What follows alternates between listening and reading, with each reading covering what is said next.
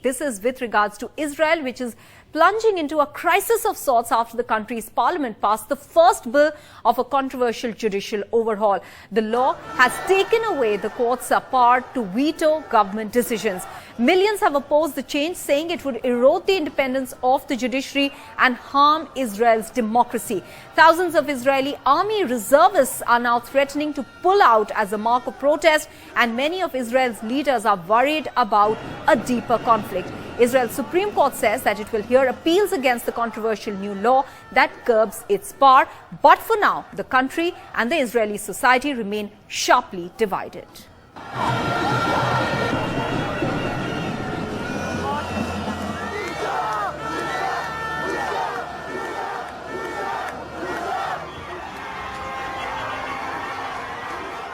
Israeli lawmakers have approved Israeli Prime Minister Netanyahu's contentious plan to restrict the influence of the Supreme Court, defying a wide array of opposition movements that have threatened to shut down large parts of the country with protests. The law removes the power of the Supreme Court to overrule government actions it considers unreasonable. It limits the Supreme Court's ability to challenge parliamentary decisions, to changing the way judges are selected.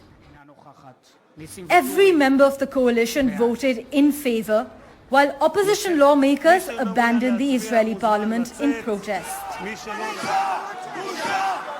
The Israeli government argues that the measures are necessary to correct an imbalance in power, which has seen the courts increasingly intervene in political decisions in recent decades. It is the first to be approved in a series of bitterly contested reforms aimed at curbing the power of courts. אני אומר לראשי האופוזיציה, אפשר להמשיך להתווכח, אפשר להמשיך להתנצח, אבל אפשר גם לעשות משהו אחר. אפשר להגיע להסכמות לגבי ההמשך. ראינו היום מופע חולשה של נתניהו שלא היה כדוגמתו מעולם. אין ראש ממשלה בישראל. Despite the Israeli parliament's passage of the new bill, the White House says the decades-long partnership between the US and Israel is ironclad.